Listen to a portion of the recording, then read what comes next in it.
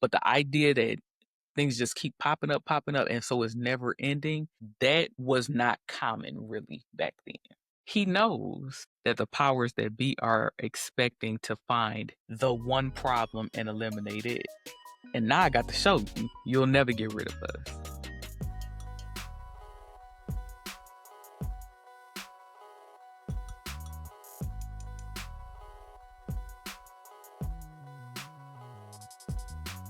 Hey y'all, welcome back to the Fast Forward Podcast. In today's Out of Scope episode, I wanted to spend time talking about a movie. I think I saw it when I was younger, but it just came up on one of these streaming services and I watched it and I was like, oh, this is good. And that movie is The Siege. It's a movie from the late 90s. I think it technically came out in 2000.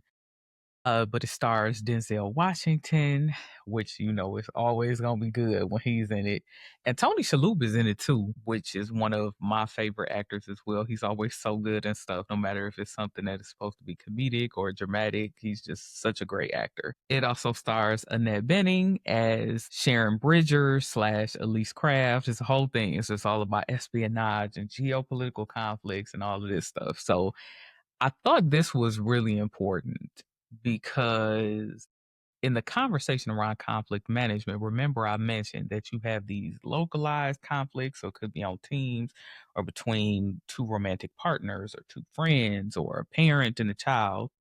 But then you also have these wide scale, whether national or regional or global geopolitical conflicts. And in the movie, the actual villain shifts constantly. So first the villain is a country or a religion or a region or a terrorist. Then the villain becomes an overbearing military leader. Then the villain becomes the president a little bit because that person won't take action. And then Bridger and that Bennett's character becomes the enemy and the villain.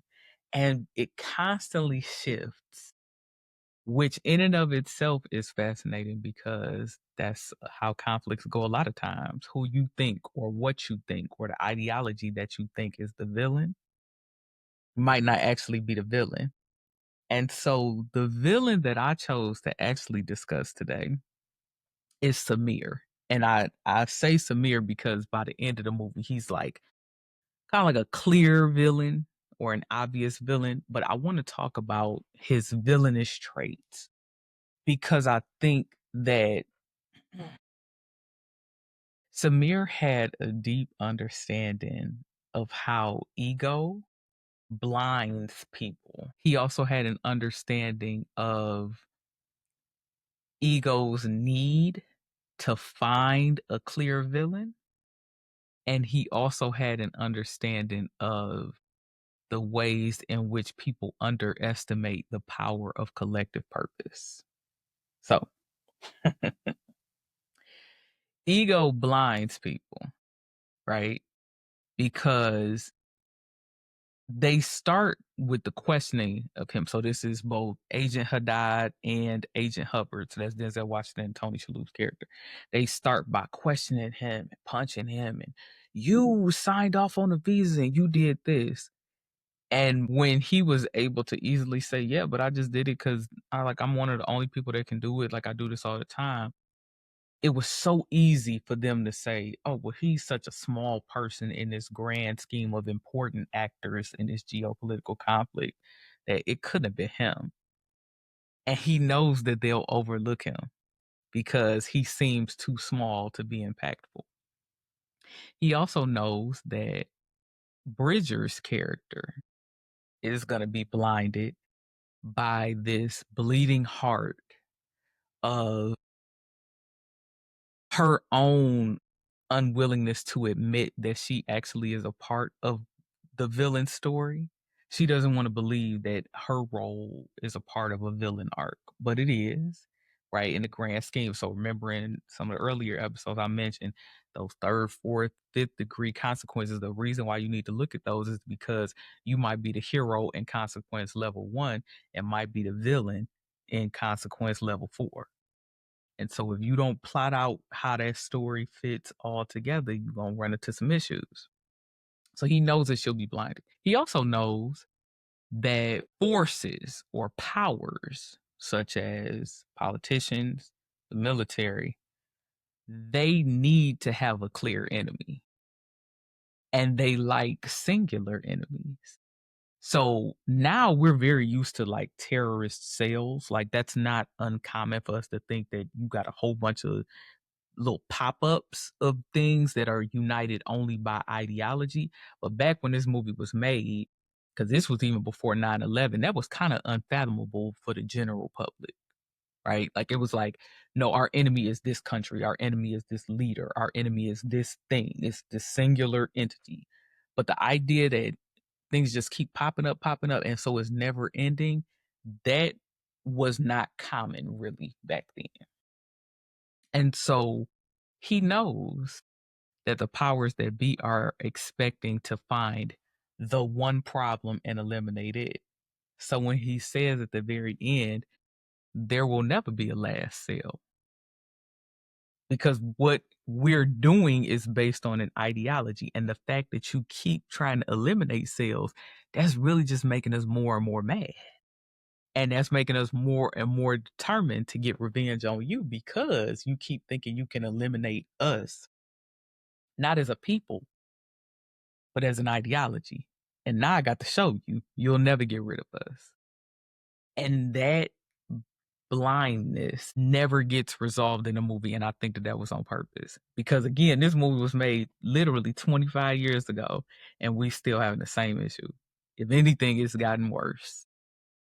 He is also aware of the fact that their egos need to have a clear focus. Like their egos cannot sit with conflicting information and conflicting ideologies. They are very one dimensional. And so even when you look at Denzel Washington's character's response, you know, when the bus gets blown up and he's like, this is horrible, we got to address it. Then when it was something like with the school, all of these things, yeah, he's upset about it. But when that federal building gets taken out, and it's 600 of his coworkers. Now he fighting mad, and he's ready to do anything. He's willing to go against his morals, his principles, his standards, his moral code, because now it has hit what matters to him.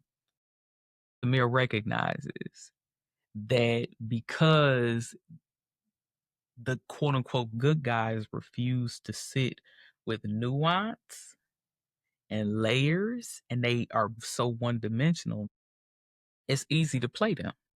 It's super easy to play them because all he got to do is move with a slight nuance. And that's what he keeps doing. He keeps tricking them at their own game because they're looking for the thing. And then finally, he recognizes that there is power in collective purpose. Like when we are united behind an idea and not a person, we can accomplish anything. We can overcome and navigate any conflict. And it's interesting because a part of the movie's setup is that they end up just rounding up all of the men of a particular ethnic group, right? Or what they might think is nationality or religious belief, right? They just pick these arbitrary pieces of identity and quite literally throw people in camps. And it's never solving the problem, right? Because what unites the quote unquote bad guys is the purpose that they're driven by. And that purpose is not even religion. It is not nationality. It is not ethnicity. It is the idea that we won't let you dismiss us, ignore us, get rid of us. And you will have to acknowledge and pay for what you did to us. Now, obviously, you know, I am not advocating at all for terrorism, harming people, all of that stuff. But what I am emphasizing for the purposes of understanding conflict management as a leader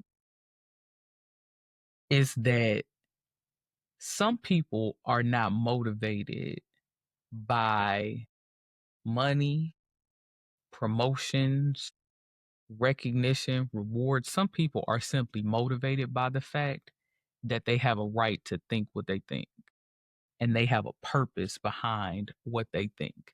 And they not going to let you move them off of their ideological square. And if as a leader, you are only looking to manage conflict through to this very narrow view of what you come to believe, you are going to cause more harm than good. Because again, as Samir says, there is never a last sale. And if you notice, like if you've ever worked on a job and let's say you had a problem employee, they cause a problem with everything. They don't do their work, or they rude to everybody, or they sabotage stuff. And then you're like, you know what? I'm going to just bring in somebody new and then get rid of them. And then they retire. Maybe you fire them. Maybe you move them to another department. And then the new people come in and either existing folks start acting like the person who was the troublemaker, or the new people start acting like them. Like, how is it? Because it's an ideology that's at play. It's a purpose that's at play. And until you root out the problematic elements of the purpose, you going to keep seeing that tree sprout leaves because you haven't gotten to the root. It's interesting because like I said, I just watched a movie recently and I was like, man, we still dealing with this today. Like, it's the same thing. Like, I see so much of this in every phase of my life, watching, again, global geopolitical conflict. But the root of it based on this movie. Let me say this. In this movie, the root is the fact that a group of people felt like you just coming over here doing anything to us. And then you won't even acknowledge our right to exist and have autonomy and have authority over the direction of our lives. And if you think about it at work, that's why a lot of people be lashing out. The folks who will sabotage a project, the folks who will pick fights with, emerging leaders or star players, then people be picking fights because they feel ignored, they feel overlooked, they feel undervalued, and they gonna cut a fool until they feel like you see them. And so again, what I want to emphasize to you as a leader is that sometimes the obvious problem is not the problem. Sometimes the problem is the purpose and the ideology behind the problem. And it will behoove you to develop techniques and systems and strategies to get to that, build that trust and that intimacy with your team so that they feel comfortable divulging to you what's really the problem, what's really going on, so that you can actually resolve the real issue instead of just trying to trim off little leaves. Because again, there is no last sale until you get to the root of what's happening. All right, that's what I got for you. What do you think? Do you like this movie? Did you see this movie? Go check it out. It's on one of them platforms. It was free because y'all, I don't pay for TV no more. They ain't getting another dime out of me. So it is on something that is for free on one of these streaming services. So go check it out and let me know down in the comments what you think. How do you feel about getting to the root of conflict? And what does that mean for how you show up as a leader? All right. I'm looking forward to hearing from you. Of course, be sure to like, share, and subscribe. And I will catch you in the next one. Bye.